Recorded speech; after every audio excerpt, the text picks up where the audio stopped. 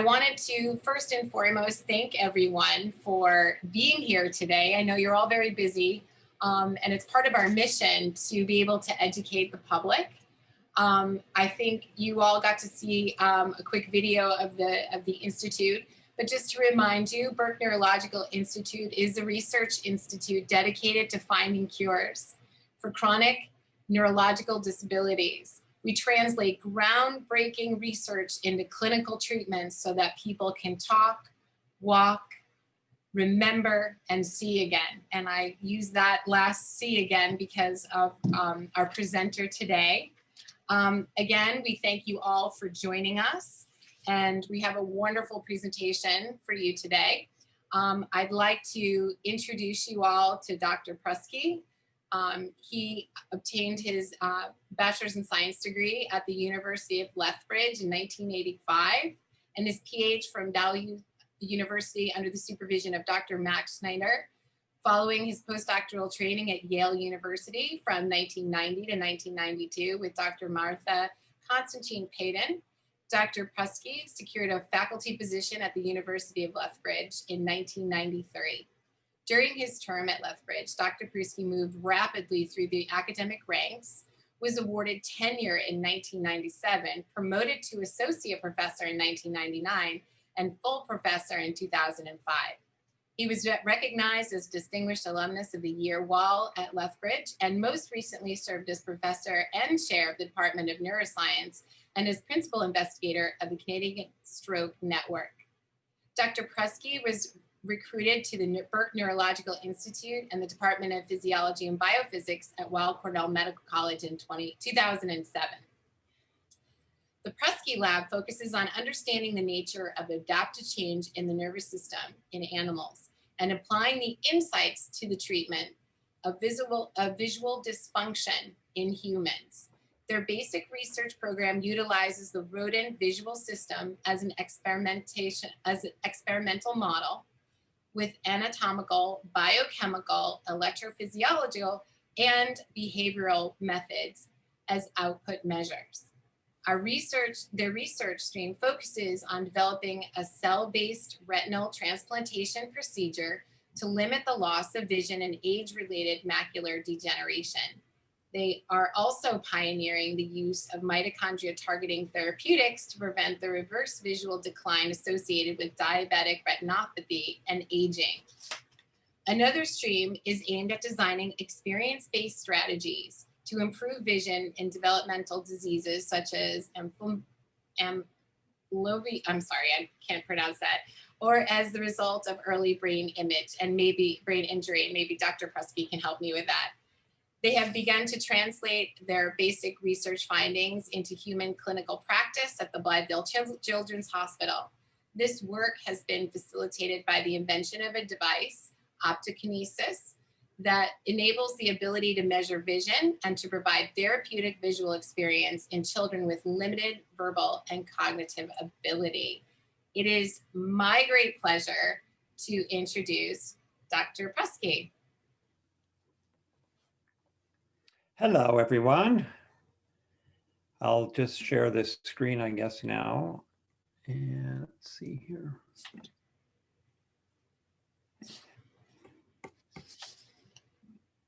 Can people see that? We can see it. Okay, great.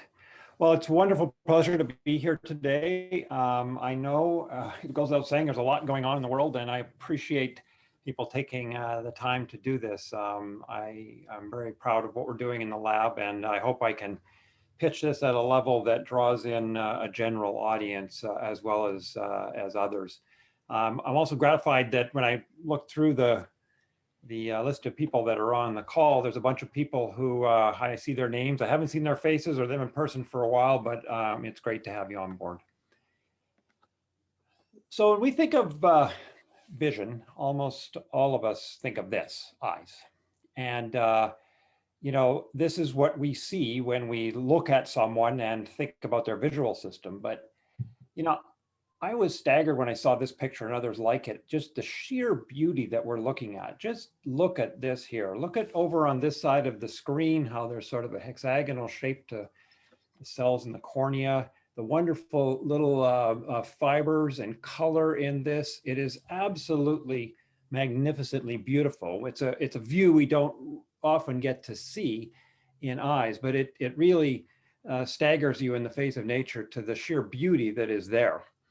But that ability to appreciate the beauty in this eye is also the thing we're here to talk about, our visual system. And hopefully none of us that are on the call, but unfortunately, likely some of us on the call, will develop a variety of different diseases that affect our ability to see, and particularly those as we age. And so just imagine you move from this to slowly but surely over time, in an unrelenting way, your visual system's ability to parse the world out there degrades until you're extremely debilitated by a lack of ability to see. So what I want to do today is to tell you about the visual system at a very high level, to tell you how it works basically, how some of the diseases affect the workings of that system, and how we are going about trying to improve the ability to diagnose disease, and with a little bit about treatment.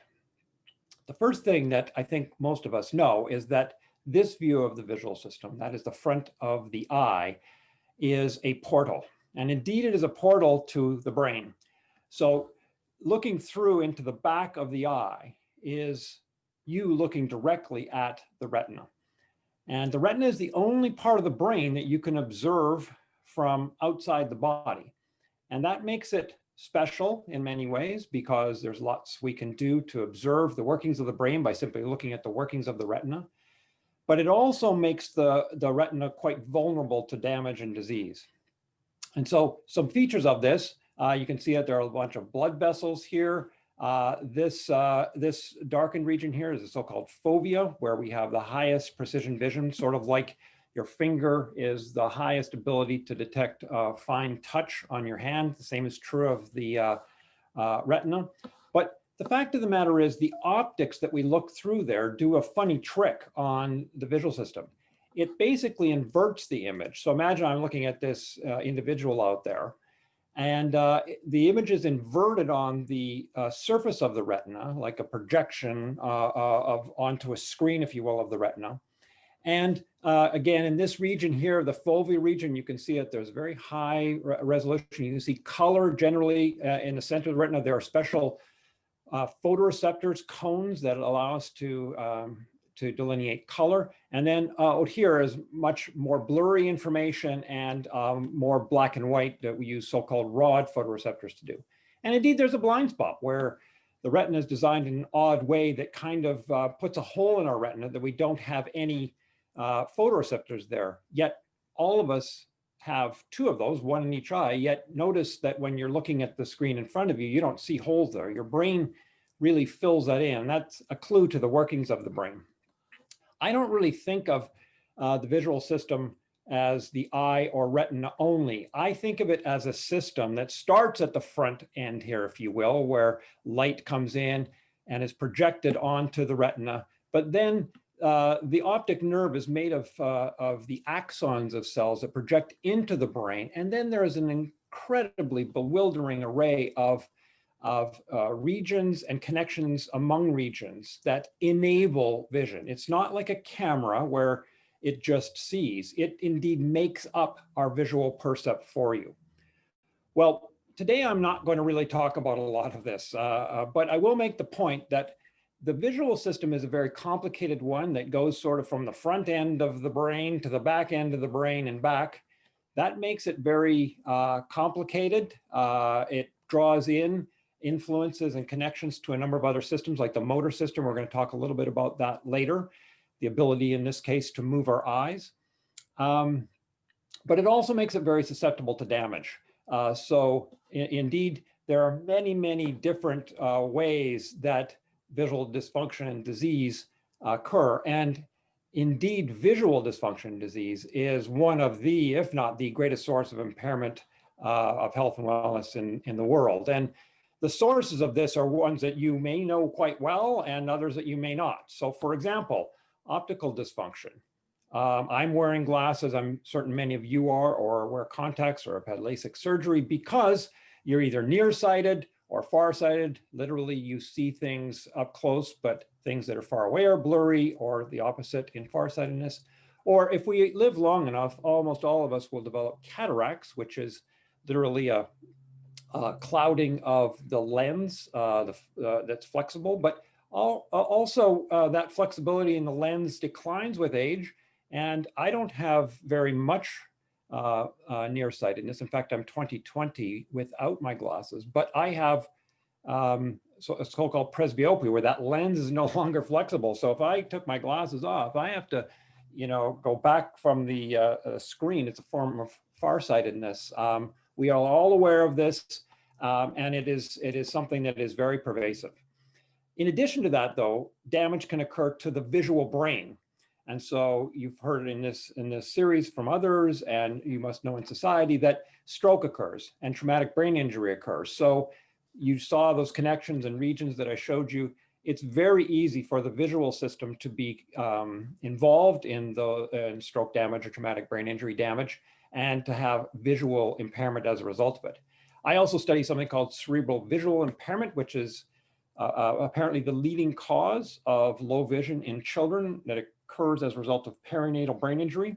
So it's relatively easy to damage the retina or the brain, and which leads to visual dysfunction and disease. There are also a myriad of inherited retinal diseases. You may be aware that some diseases have a clear genetic linkage. And so a handful of genes have been discovered as either in inherited forms of things like Alzheimer's or Parkinson's, or a predisposition of certain genes to lead to those diseases occurs. In the visual system, there are hundreds, literally, of mutations that can occur that are genetic in nature, and retinitis pigmentosa is the name that many of those, or a group of those, is called. And it is an inherited form of disease that is also very debilitating. And indeed, it can occur early in life, which makes it even more horrifying. You can also have sporadic retinal diseases, like acquired over a lifetime as a result of, could be genetic mutations, like say in type 1 diabetes, or even type 2 diabetes that are acquired over a lifetime. And you can get retinopathy because of that, because the retina is sort of sitting out in an outpost on its own. It's got a very interesting but tenuous blood supply. And so one of the earliest places that you see damage and dysfunction in diseases like diabetes can be in the retina. And then, as I alluded to earlier, age-related retinal diseases like age-related macular degeneration, glaucoma, are also prevalent, and are things that can take you from, as I sort of modeled at the beginning, from seeing quite well to actually having very poor vision and being debilitated because of it. So there's good news and bad news. There are wonderful treatments for visual dysfunction that are the result of optical dysfunction. And indeed, among the most amazing medical advances is the understanding of the physics of optics and how to control those physics with eyeglasses or eyewear. And so many of us have refractive eyewear that you can go from having myopia or hyperopia to a refraction that either corrects for the farness or the nearness of images, and you can see very well. You can be functionally blind, or literally legally blind, and have that corrected by eyewear. It's remarkable, and that's been going on for a long time now, over 150 years. Cataracts lens replacement is now an outpatient procedure that is remarkable, because it can, again, take people from being homebound and debilitated to seeing fairly well just with a lens replacement. And other things like corneal transplantation can occur that are wonderful advances. The problem is there is very few, certainly all of them are unsatisfactory, but many of the causes of neural dysfunction in the visual system are not treatable. And the truth is that we are, in some cases, able to treat the symptoms of them. And so I'll go over a few of those right now, symptoms that can treat, things like glaucoma or others. But, and there are promising treatments on the horizon, but the truth is none of them are fully satisfying. So just a quick summary, and this is in no way intended to be comprehensive, of the kind of things that are out there. So I told you about, say, retinitis pigmentosa. These are a collection of diseases that are caused by mutations, and those mutations are widely known. Many of them are, maybe not all of them, but a couple of hundred mutations are certainly known. And we understand in many of those cases what the effects of that genetic defect are. And now there are ways to actually repair that defect or replace a gene. And so there's been a couple of studies, small studies done recently on, mostly case studies on examples of these genetic repair approaches to inherited retinal disease that are absolutely wonderful. So if you're able to catch the disease early enough, or even once it's apparent, there's a great promise in being able to simply repair the gene defects that occur that would normally cause the disease.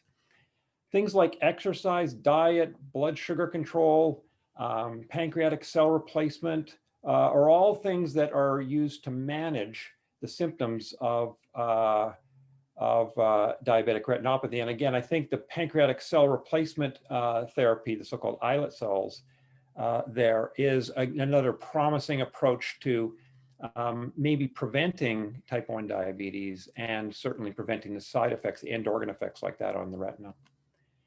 And then in things like age-related macular degeneration, there are a variety of approaches to sealing leaky blood vessels that occur in a so-called wet version of age-related macular degeneration, or reducing inflammation. There's also cell replacement therapies. We've been involved in some of that work to try to replace cells in the retina that could preserve, preserve cells that would normally degenerate. And in the case of things like glaucoma, which the intraocular pressure, heightened intraocular pressure, and most of us have had that test where, you're at the optometrist and they blow that thing in your eye that drives us crazy. Well, that's intended to look at ocular pressure, and increased ocular pressure is a cause and a symptom of glaucoma. And there is some ability to control that and to mitigate at least the intraocular pressure that can cause glaucoma. The sad truth, though, about things like glaucoma and wet AMD and diabetic retinopathy is once they reach a certain state, they can be slowed in some cases, but you can't stop them right now. And that is a tragedy. So how can we improve on this? How do we improve on the ability to first detect disease? Because I alluded in my comments to the fact that if we could detect earlier, it would help us, because there are some treatments that could benefit us, or to treat the disease and dysfunction. Well, I'm going to put forward today one idea, and that is, I think a first step is something that you might not imagine is important, but it is, and that is just the improved ability to quantify visual function. I think there's a general feeling in the public, and certainly among scientists, that we have pretty good measures of vision in humans. And we do, but they're not as good as you might think. And because the visual system is so diverse, and you can get a feel for that by taking your mind's eye back to what I showed you about the complicated anatomy. It's a complicated system that doesn't just do one thing, it does a bunch of things. So what we enjoy as a visual percept is actually a bunch of things put together. And it turns out that many of the measures we have don't do a good job of measuring some of those. And they don't do a good job of measuring even the most sensitive things that would be informative. And I'll try to take you through a little bit about that here. This that I'm putting up in front of you is called a Snellen acuity chart, developed by Snellen in 1862. I would argue this is one of the most elegant and powerful tests that have ever been developed for human health and well-being, because it's extremely simple. You've had this test done many times. We use it to tell how the quality of our vision. We use it we have to pass a certain criterion to get a driver's license. And this is used as a measure in studies that study the visual system well. And you know this, what you do is you look down, you read down E, F, P, T, O, Z, so forth. And then down at the bottom here, it gets quite difficult. So as long as you're at a known distance, and the 20 here comes from 20 feet. When you're at 20 feet, if you have 20/20 vision, you see at 20 feet what the average human sees at 20 feet. It's thought to be normal. But people see better than that. People see worse than that. And you can be corrected to normal with eyewear, as I alluded to earlier. So visual acuity is the most widely used test of vision. And in fact, it's so elegant and so simple and has been with us so long that I think people think, as I did, that a measure of visual acuity is a measure of what you see. So when people say, you had 20/20 vision, oh, that's great. You see normally. But it turns out that in many diseases, having normal visual acuity is a false positive, or if you will. That doesn't mean your visual system is normal. It means that that measure of it is normal. And I'm going to argue that that reliance on acuity might be misguided. So certainly visual acuity is effective for measuring optical visual problems. That's what it was invented for. That's what it does very well. I'll do a demo of that in a second, but you know this, right? If you have glasses, you go to the eye doctor, you take the glasses off, things are blurry. Is this better? Is that worse? And they put in different lenses. And it's just a fantastically simple and elegant way to measure optical visual problems. You can get really close to proper refraction, that is a measure of the power of the lens that you need to correct your vision by doing a simple acuity chart. The problem is that visual acuity has limitations for grading the visual problems that are due to neural dysfunction. And I'm using limitations, but it truly is something that I think our reliance on that has not enabled us to do two things. One is to properly grade visual dysfunction, and two, to have the sensitivity to see it in its early stages. Visual acuity has also limitations for grading treatments. So if it's not very good at grading the disease, let's say we have a treatment that we do that has a 10% benefit. We may not be able to detect that if the ability to detect it based on visual acuity or whatever other measure is too crude to capture that difference. So I think it has limitations in doing that. And also it has limitations because it might not be measuring the thing that has been improved at all in the system if there is a benefit of the treatment.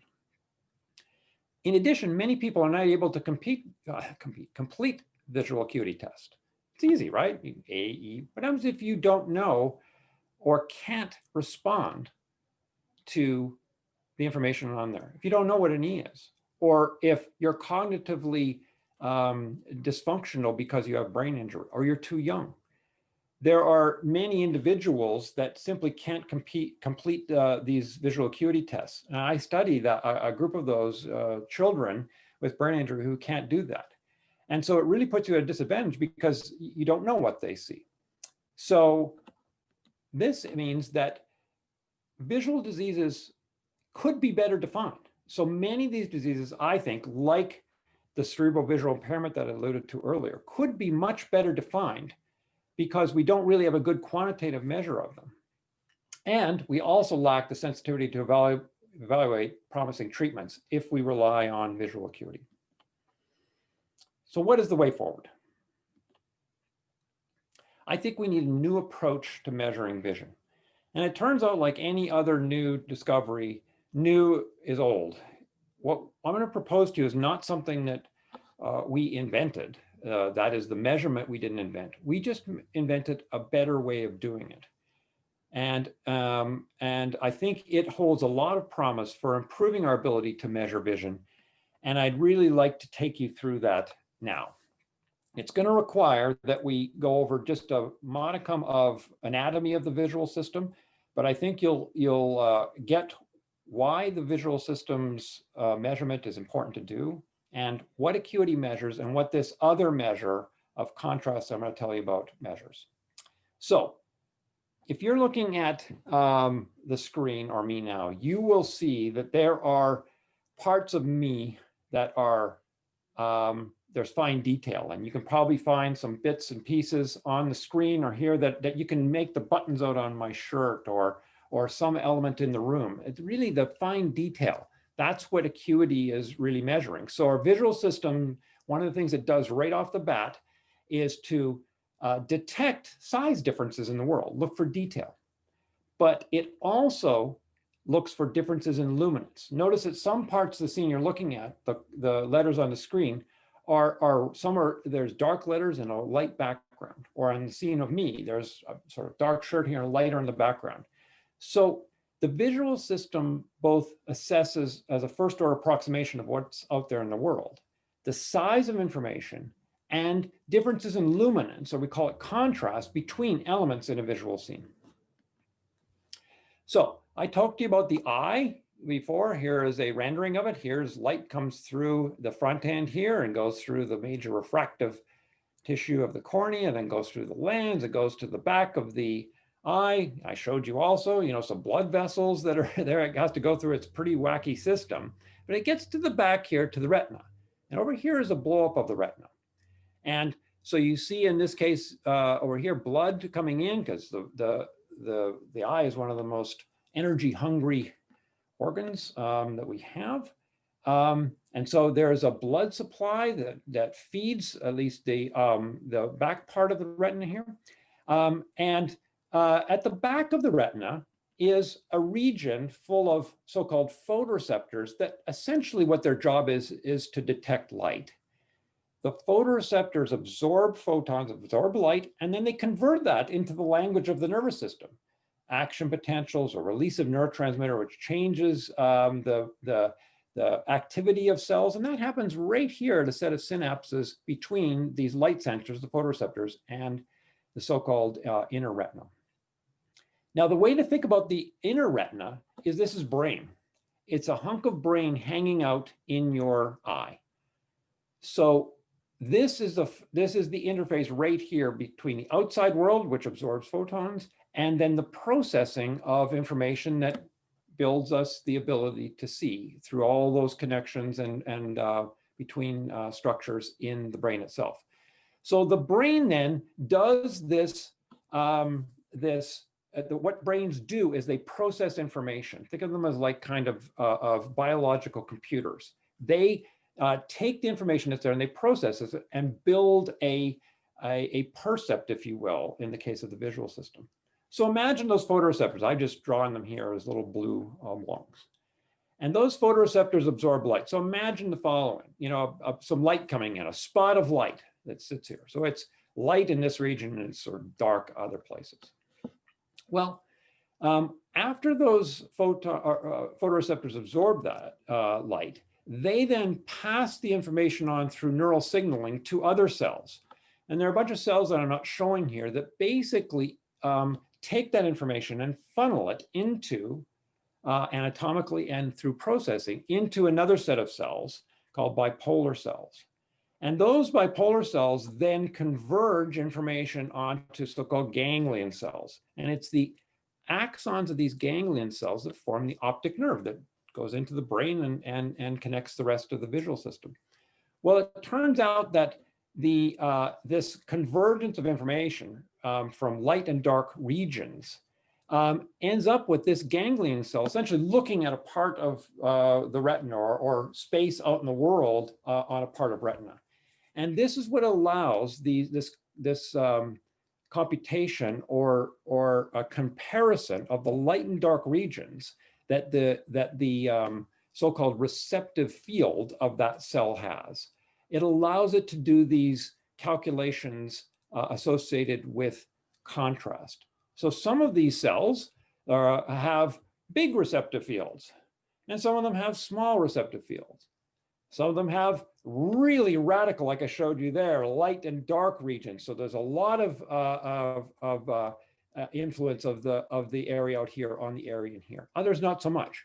And they can be the other way around. They can be negative in the middle and positive on the outside and so forth.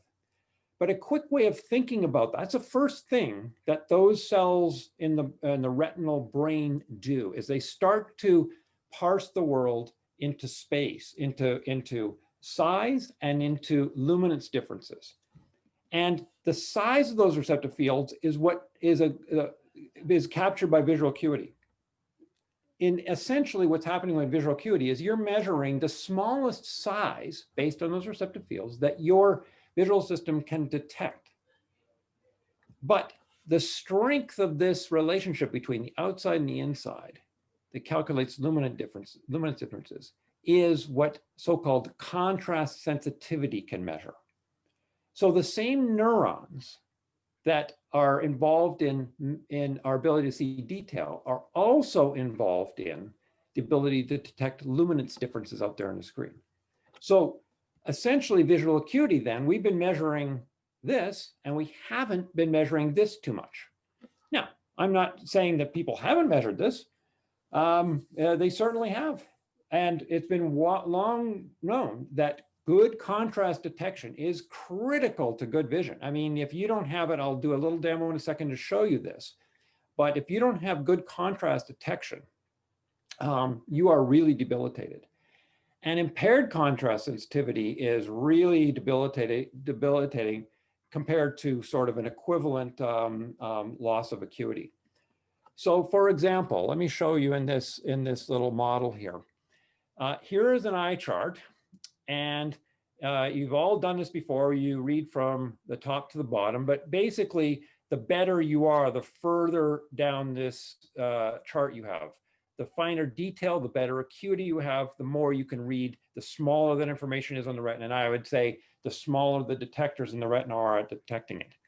So when if you have vision that's say like this, you can see that it's blurry down here, but as you go up here, you can see, you can start to make out, and for me sitting at this distance, maybe here is where I start to be able to see this, but it's actually, that's an F, I think, and that's a P. Those are hard to tell apart at this level. And when you get, this is often what we see when we just look at the world, but when we're refracted correctly, you can improve that and see normally again.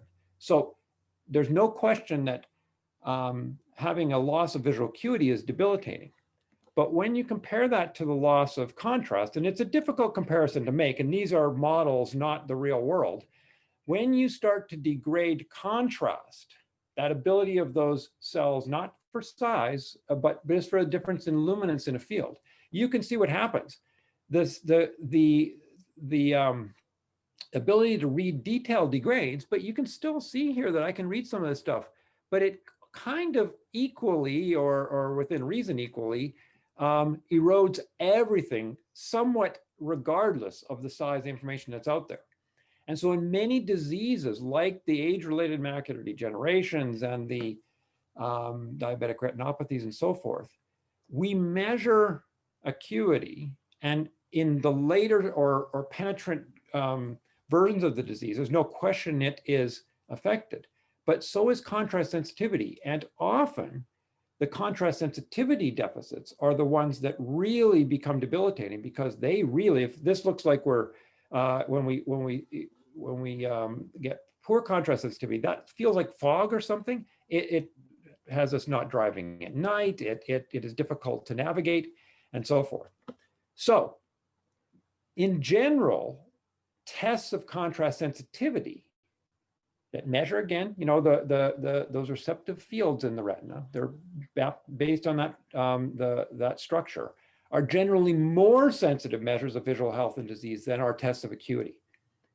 But I dare say, except people that have participated in our studies probably, have never had their contrast sensitivity measured. Why not? I mean, if they're better, why aren't we using them? And the sad truth is this, that current measures of contrast sensitivity are kind of subjective, and they're time consuming, and they're not very good. And it makes them impractical for everyday use. And certainly compared to how quick and easy it is to measure acuity of a chart. These measures are much more difficult, and people don't kind of understand them, and we haven't really used them. But I think they are vital to better understanding visual disease and to better grading the effects of treatments for those diseases. So in the last part here, I'm going to tell you the following. I'm going to tell you that we have developed a system we call Gradiate, or as Christine said at the beginning, it's the big thing we call optokinesis, which can rapidly measure contrast sensitivity using smooth eye tracking. Well, what is smooth eye tracking?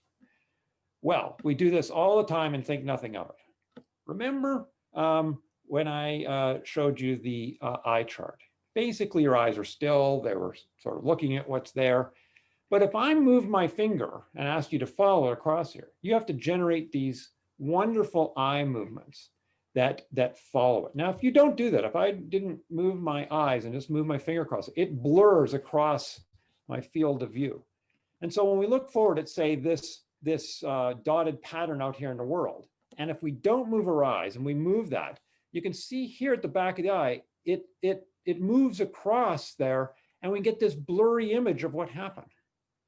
But if we move our eyes with that and keep that relatively stable on the back of the eye, we can now see that clearly.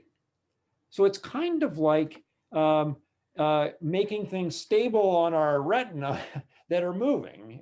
Many things in the world are still, but many things are moving. And this is a way that we can kind of make them still, at least from the brain's point of view on the retina. Well, remember I told you that there are these eye charts, and you can speak and you can point to it possibly. And there's people that can't do that. You do this every day easily. You don't even think about it. You just without thinking, just go and follow things smoothly. Well, it turns out that those smooth eye movements are really interesting because they're very, very difficult to fake. So if I move something in the world and your eyes move in the same way, I have very good confidence that you were looking at that thing that moved in the world. So smooth eye tracking can reveal what you're seeing without having to speak or point or anything else, like you would on an eye chart. I can't know what you see.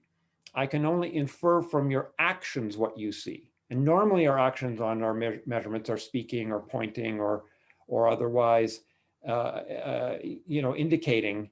But these eye movements can betray, if you will, what you're seeing by you looking at them and following them. And so as a little test of that, follow my finger, or imagine a finger moving smoothly in front of you. And now try to do that same movement without the finger there. What you'll see is your eyes jerk like this. So we are able to detect that you are actually following something because you're smoothly following, because it's really difficult, if not impossible for most people, to actually generate those smooth eye movements without something being on the retina, which is really interesting. So this so-called Gradiate uses a computer algorithm to continuously. What I mean by that is as fast as we can with video frames, coming in at 30 or 60 or 90 frames per second, we can assess this ability to see these moving objects through smooth tracking. So basically, evidence of smooth tracking of an object, we take as evidence of seeing the object. And then once we have evidence of seeing the object, like you read E, and then you go to the next line. Once we have evidence that you can see an easy, simple stimulus, we then change the stimulus to make it harder to see until you no longer can follow it. So for example, here's what it looks like. Imagine this is a computer screen, gray in the background, and this ball here.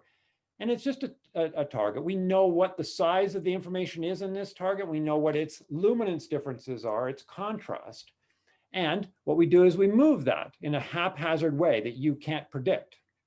And so when you move, your eyes are falling. Let's say that your eyes went straight here, but didn't curve around here. We know that you couldn't see this because your eyes didn't follow it, and so forth. And imagine if we fade this as we go along here. The place in which we last are able to follow this, we take as, like on the eye chart, the part of the eye chart that you're last able to see, as our measure of your contrast sensitivity. So what this does is it enables the rapid quantification of contrast sensitivity, making it more practicable, like literally in minutes. I'll show you an example in just a second here. And you can do it even in people who aren't communicative. So for example, here is a version of this. You're going to see a bunch of balls on the screen. And this little dot here tells you where this individual's eyes were. They didn't see that when they were doing it. But notice you're building up this thing here. These points are different combinations of size and contrast or luminance differences in that scene as we go along. And that quickly, you can generate a so-called contrast sensitivity function. And notice that it has this kind of shape. It's got a kind of a hump to it. And the output of this system is different than an acuity where it's 20/20 or another measure people use is how many sine wave cycles per degree of visual arc in acuity. This has a different output, but a very meaningful output. And so here is the results of a recent study that was published literally on the last day of the year, I think. And here are a number of adult subjects. And you can see these are the subjects without glasses that in the blue here that just look at how characteristic they are.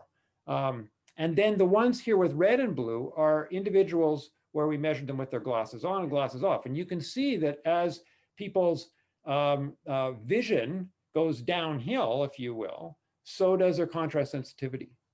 So we're able to very quickly, in the order of a few minutes, measure this contrast sensitivity measure that used to take to do it really well, substantially longer, on the order of half an hour to an hour to do. And we can do it in literally a couple of minutes, making it practicable.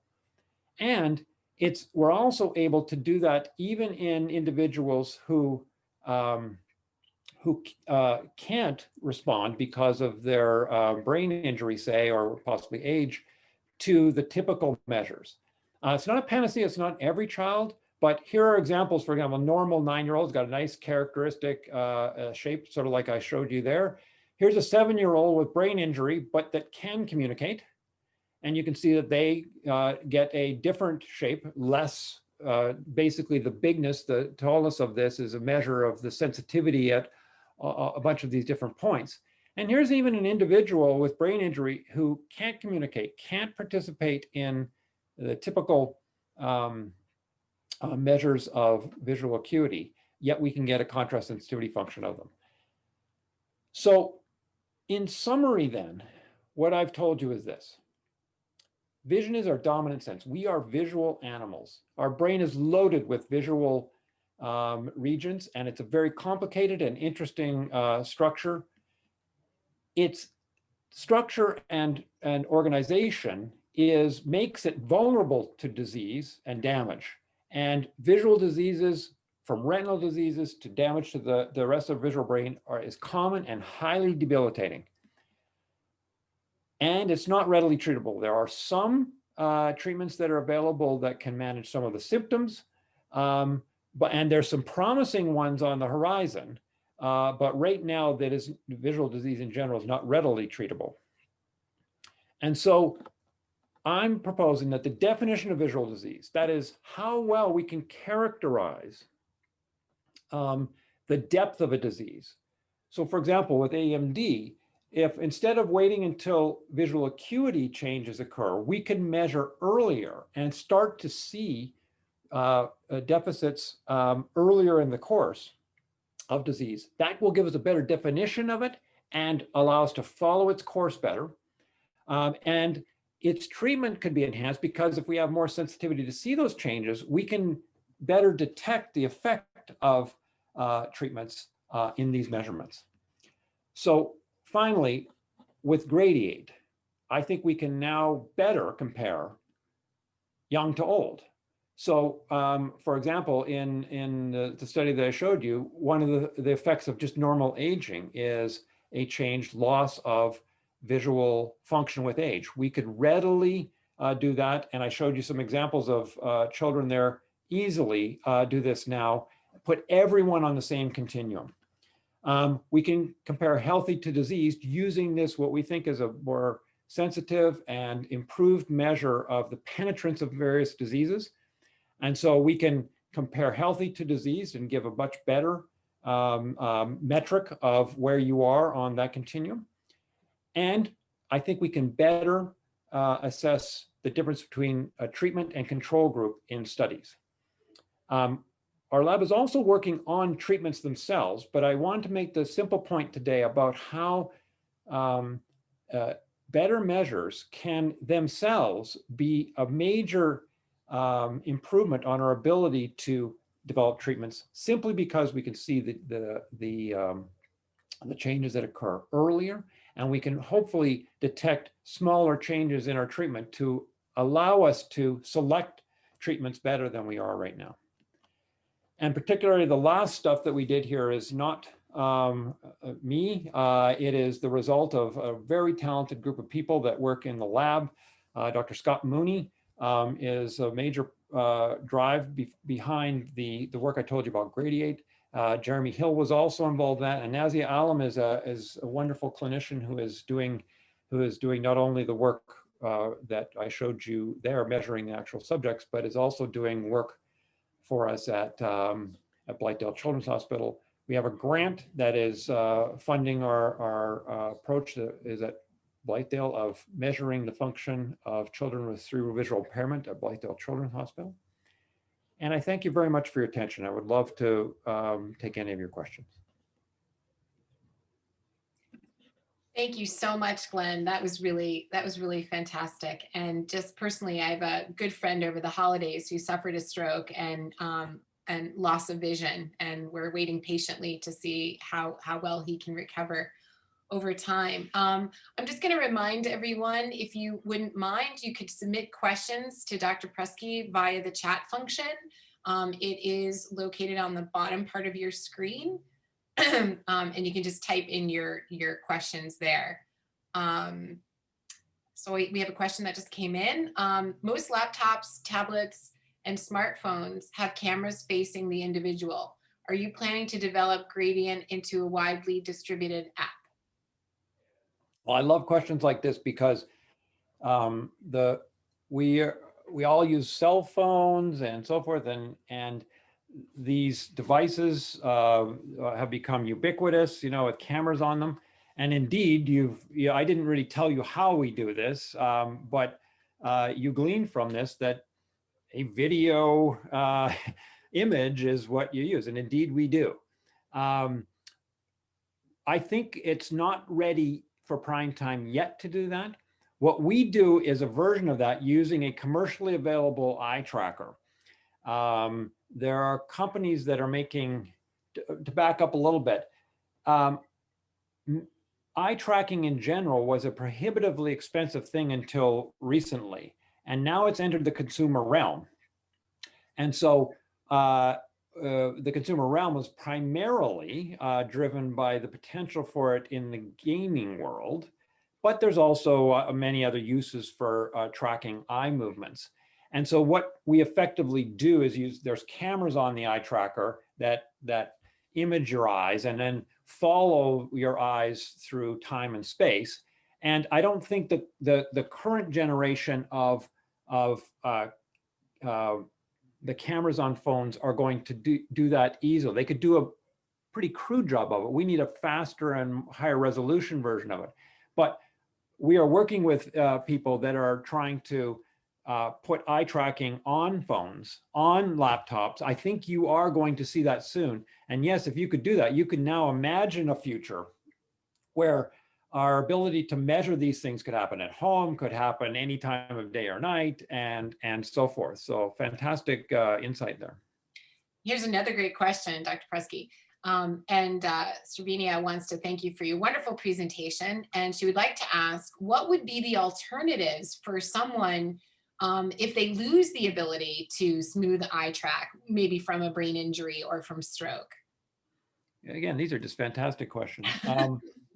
It turns out that most of us can move our eyes fairly smoothly, and certainly smooth enough for us to be able to use that movement and the following of a stimulus to generate these measures that I told you.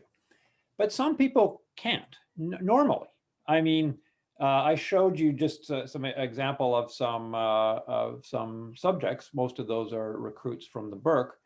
Some of those subjects can't normally. They have normal vision, they have normal ability, but they don't track in the same way. They don't smoothly track. They kind of do these jerky tracking movements. Or there are individuals who either congenitally or as a result of injury have what's called nystagmus. They can have jerky movements, or as you're alluding to, some individuals might not be able to move their eyes well at all.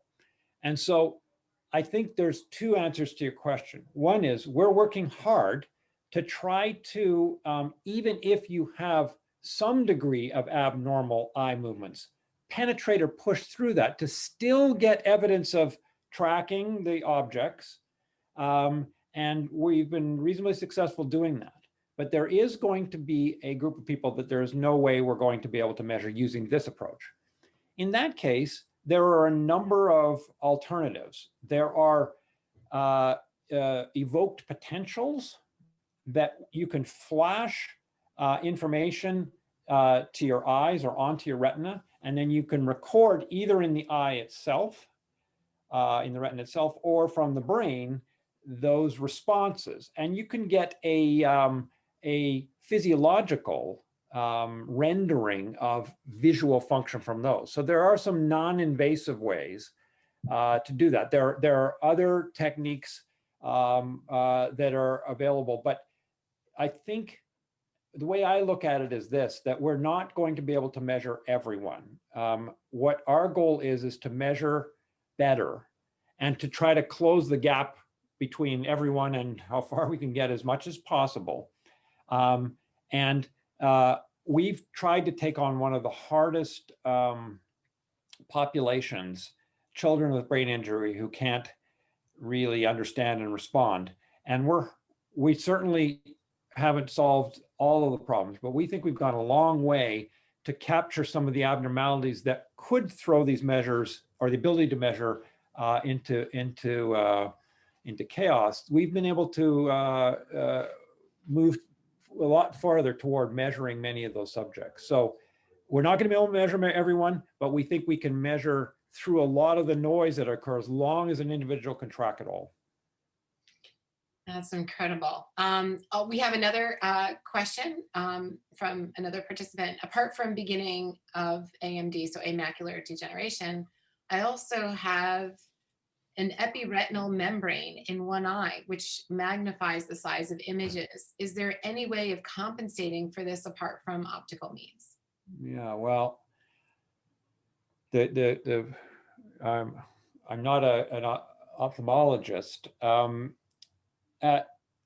My guess is here, no, but I also have a possibility. No, in that I don't think just out of the box this or other things are going to easily do that. But we're in an era where, let me back up.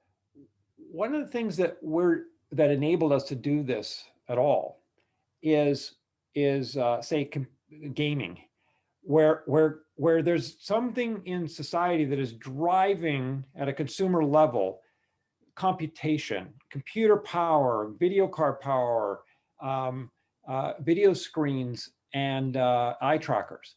And the kind of goggles that are available now are in that same ilk. There's technology now that is improving all the time.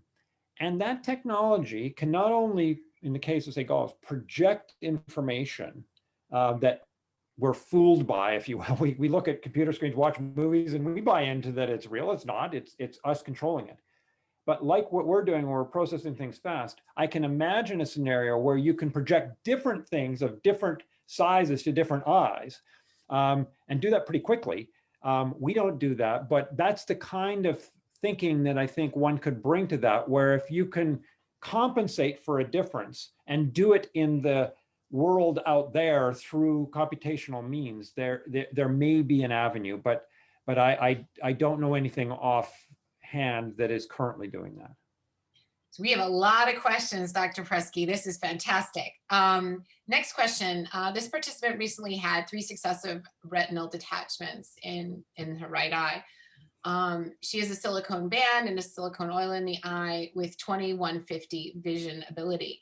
Do you have any ideas about the prognosis for better sight in the future? Well, I don't, and not only am I not an ophthalmologist, it would be difficult for me to comment on something. I can tell you,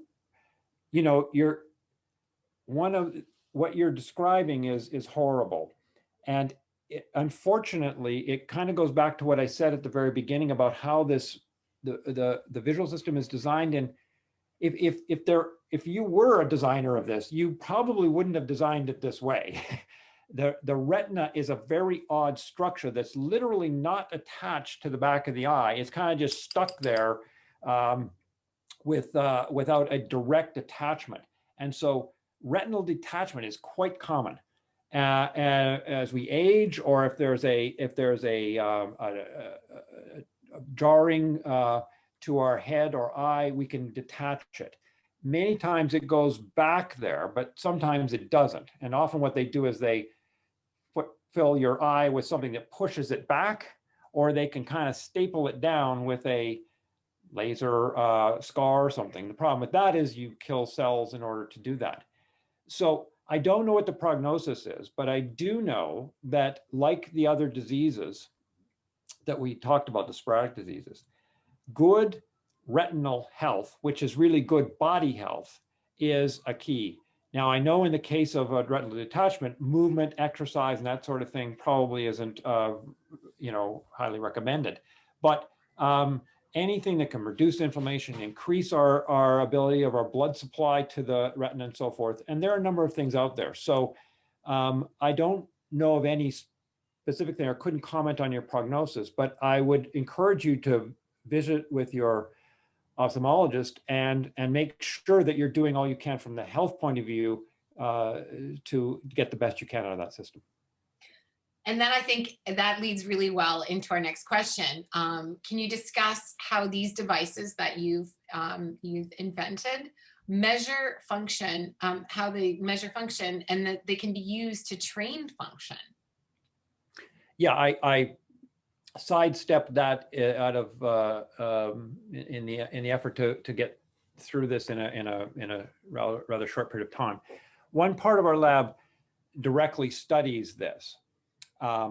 So it may be a surprise to some of you, but in many ways, your visual system learns to see. Like you learn to walk or talk, it learns to see.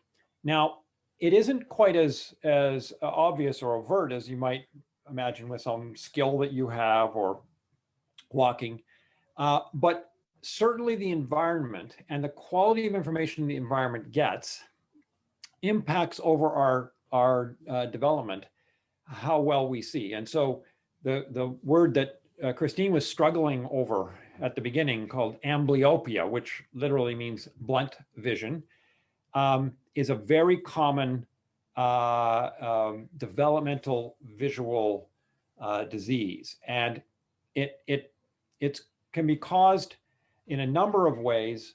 The most common is having something called strabismus, but again, there's a big word, means basically lazy eye, an eye that's either, instead of looking straight forward, is deviated outward or inward. So that means the two eyes, when their images converge in the brain, are out of whack.